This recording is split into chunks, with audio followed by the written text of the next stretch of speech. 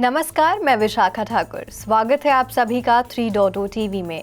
Viewers को comprehensive update provide करने के लिए क्रिप्टो टीवी हुआ 3.0 टीवी में rebrand. Crypto currencies, blockchain, metaverse, non fundable tokens, security और लेटेस्ट डिजिटल सेगमेंट से जुड़ी हर वेब3 रिलेटेड खबरों के लिए देखते रहिए 3.0 टीवी चैनल। पेश है आज की मुख्य खबरें। ग्लोबल इन्फ्लेशन के डर के बीच क्रिप्टो करेंसी लुढ़का, $21,000 से नीचे फिसला बिटकॉइन। क्रिप्टो लेंडर सेल्सियस ने कही इस साल बने रहने के लिए काफी कैश होने की बात। इथीरियम एनएफटी सेल ने छुआ 11 महीने का निचला स्तर। ट्राइब डाउ कर रहा है टोकन होल्डर्स को $157 मिलियन भुगतान करने पर विचार। लिक्विडिटी के मुद्दों को हल करने के बाद HUSD स्टेबल कॉइन ने पेग को किया हासिल।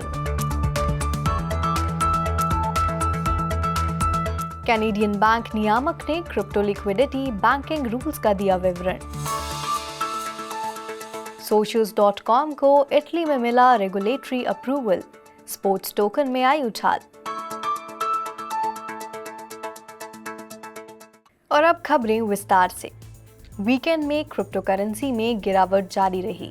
इस चिंता के बीच कि कॉन्टिनेंट्स में इन्फ्लेशनरी का दबाव वैश्विक स्तर पर सेंट्रल बैंक्स को अग्रेसिव रेट्स में बढ़त करने के लिए प्रेरित कर सकता है। साथ ही फेडरल रिजर्व स्पेक्युलेटिव एसेट्स जैसे स्टॉक्स और डिजिटल एसेट्स को अनअट्रैक्टिव बना रहा है, जबकि इंट्राडे ट्रेड्स में बिटकॉइन को $21,000 से नीचे जाते हुए देखा गया। डाउ जोन्स इंडस्ट्रियल एवरेज में 0.8% और S&P 500 और टेक हेवी नैस्डैक कॉम्पोजिट में रिस्पेक्टिवली 2.1% और 1.3% की गिरावट के साथ US स्टॉक्स नीचे जाते हुए एंड हुआ। जर्मनी में unexpectedly high producer price index linked inflation data के साथ क्रिप्टो करेंसीज में गिरावट ने आशंकाओं को ट्रिगर किया कि US इकोनॉमी की मजबूती के साथ ट्रेंड फेड को पिछले महीने अपनी मीटिंग में अपनी लेंडिंग रेट में 75 बेसिस पॉइंट की बढ़त करने के लिए प्रेरित कर सकती है।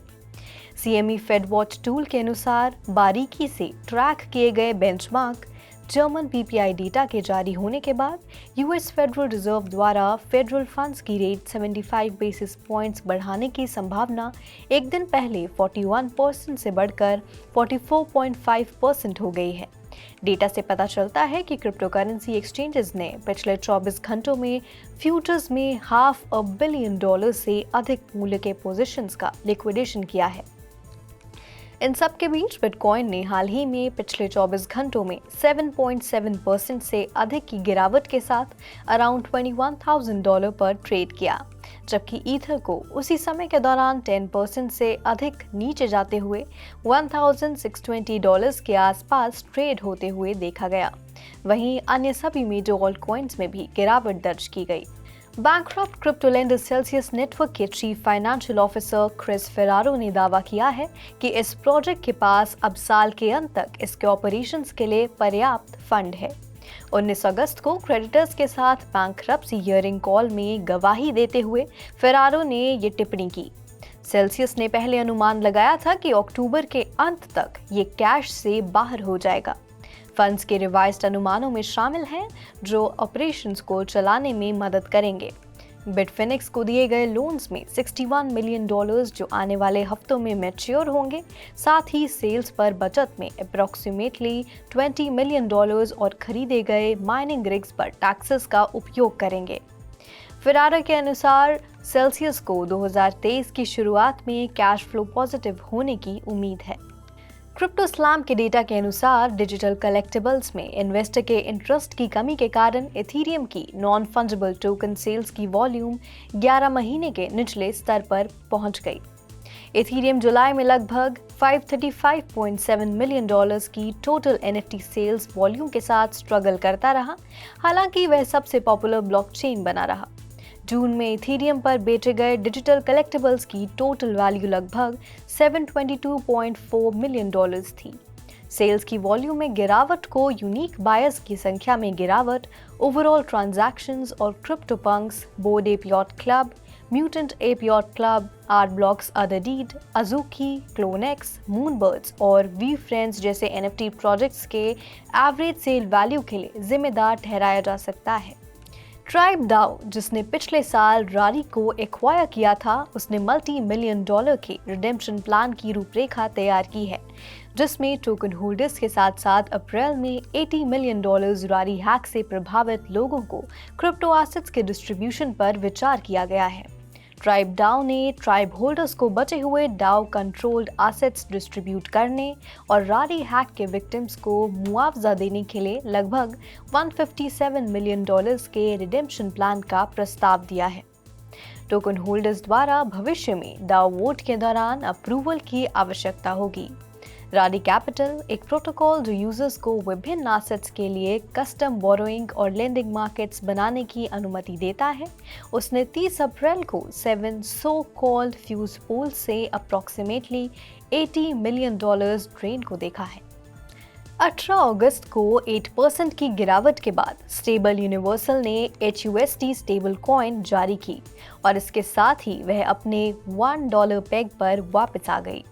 HUSD ने शुक्रवार को एक ट्वीट में साफ किया कि लीगल रिक्वायरमेंट का पालन करने के लिए मार्केट मेकर के अकाउंट्स के साथ कई अकाउंट्स को बंद करने के कारण कीमत में गिरावट आई है। हालांकि गुरुवार को $136.3 मिलियन तक गिरने के बाद कॉइन का मार्केट कैप $160 मिलियन पर वापस आ गया है। HUSD ने ट्वीट किया, बैंकिंग आवर्स में समय के अंतर के कारण शॉर्ट टर्म लिक्विडिटी प्रॉब्लम हुई। कनाडा के office of the superintendent of financial institutions, देश के प्राइमरी बैंक और इंश्योरेंस कंपनी रेगुलेटर ने गुरुवार को पब्लिश इंटरिम गाइडेंस के तहत क्रिप्टो करेंसी के लिए अपने एक्सपोजर को सीमित करने के लिए अपनी सुपरविजन में एंटिटीज को डायरेक्ट किया है। गाइडेंस के अनुसार OSFI क्रिप्टोज को ग्रुप 1 या ग्रुप 2 एसेट्स के रूप में कैटेगराइज करता है। ग्रुप 1 उन ट्रेडिशनल एसेट्स को रिप्रेजेंट करता है जो राइट्स और ऑब्लिगेशंस कॉन्फर करता है, वहीं अन्य चीजें भी ग्रुप 2 के एसेट हैं।